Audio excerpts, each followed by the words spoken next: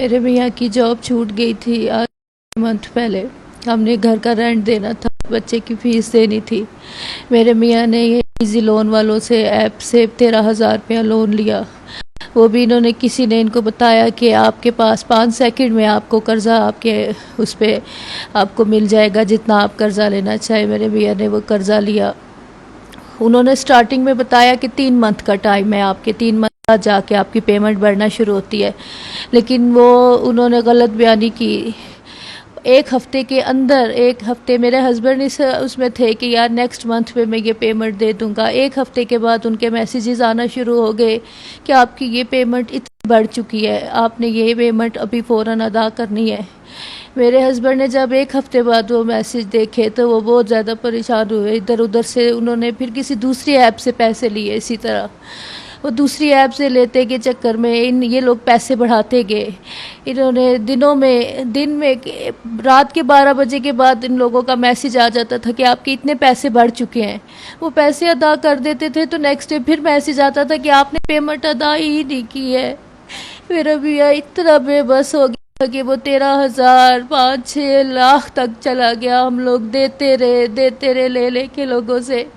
وہ بلیک میل کرتے رہے کہ آپ نے اگر یہ پیمنٹ نہ دی ابھی اس ٹائم تک تو ہم آپ کی جتنی بھی فیملی کی پکس ہیں, آپ کی پکس ہیں, آپ کے کانٹیکٹس میں شیئر کر دیں گے. آپ جہاں جاب کرتے ہیں آپ کی کانٹیکٹ لسٹ ساری ہمارے پاس ہے, ہم سب کو بتائیں گے آپ کا کہ آپ نے ہمیں پیسے لون لیا ہوا ہے ہم سے.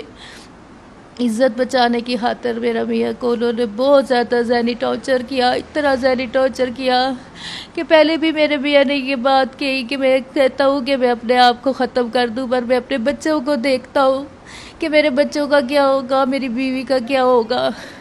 پھر یہ ایپ والے پیسے بڑھاتے چلے گئے اور آخر 2 دن پہلے وہ ہمت ہار گئے. رات کو 11:30 بجے کسی لیڈیز کی کال آئی. وہ لیڈیز سے کال کروا کے بلیک میل کرتے تھے, بے عزت کرتے تھے, بہت زیادہ ذلیل کرتے تھے کہ آپ کی ساری فیملی کو یہ بتا دیں گے, سارے کانٹیکٹس نمبر پر یہ ہم لوگ چلا دیں گے کہ آپ نے ہمارے سے پیسے لیے ہیں, آپ ہمارا قرضہ نہیں ادا کر رہے ہیں.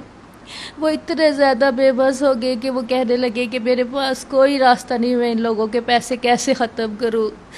انہوں نے اپنی جان دے دی.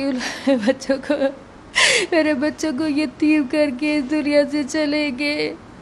انہوں نے کہا میرا فون بند کر دینا, میرا فون آن نہ کرنا, یہ لوگ تم لوگوں کو نہیں چھوڑیں گے. آخری میسیج انہوں نے کیا, لیکن ان کے فون بند ہوتے کے ساتھ ہی میرے فون پر ہمارے جتنے جاننے والے فون لوگ تھے ان سب کے فون پر فون کال جانا شروع ہو گئی.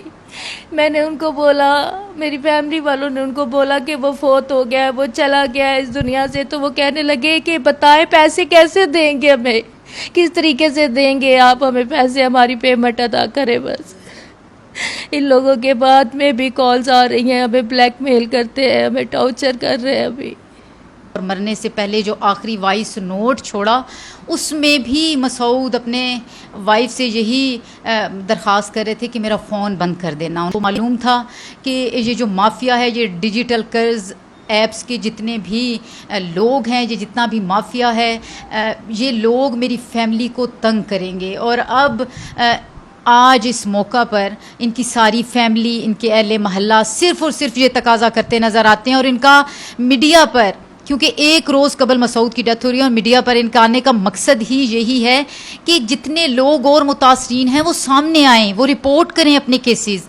اور حکومت جو ہے, وزیر اعظم شہباز شریف جو ہیں, وہ اس پر فوری ایکشن لیں تاکہ پتہ چل سکے کہ یہ جو لوگ ہیں, یہ مافیا, اس کے پیچھے کون لوگ ہیں, کس طرح سے یہ معصوم اور سادہ لوگ جو لوگ ہیں ان کو ٹارچر کرتے ہیں, اور ان کو تھوڑے سے قرض کے اور لاکھوں روپے ان سے بٹور لیتے ہیں. اور security exchange commission for Pakistan جو ہے, اس کو بھی فوری طور پر حرکت میں آنا ہوگا, اس کو بھی فوری طور پر ایکشن لینا ہوگا. اور جتنی بھی یہ کمپنیز ہیں, پرائیویٹ کمپنیز ہیں, نجی کمپنیز ہیں, کن کے پاس قرضہ دینے کا لائسنس ہے, اختیار ہے, ان کو بھی فوری طور پر حرکت میں آنا ہوگا. اور یہ جو مافیا تیزی سے پاکستانی عوام کو اپنے شکنجے میں لپیٹ رہا ہے, اور اس سے پہلے کہ بہت دیر ہو جائے فوری طور پر ان اداروں کو حرکت میں آنا ہوگا. مسعود ماموں میرے ماموں تھے, اور وہ بہت بہادر انسان تھے. وہ ایسے نہیں تھے کہ وہ تھوڑی سی بات پہ آ کے وہ کرتے, ایسے خودکشی کر لیتے. انہیں پراپر کوئی کسی نے بلیک میل کیا ہے اور انہوں نے ایسے خودکشی کر لیا ہے. انہوں نے کچھ دن پہلے یہ عید پہ انہوں نے مجھے بچہ کہتے تھے. ان کے 2 بیٹے تھے, میں ان کی بیٹی تھی, اور انہوں نے میرا باپ لے لیا مجھ سے.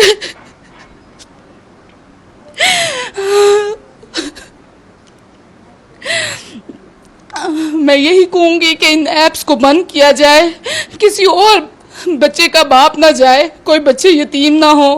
انہوں نے مجھے تھوڑے سے دن پہلے کہا کہ میں بہت پریشان ہوں اور مجھے کچھ پیسوں کی ضرورت ہے.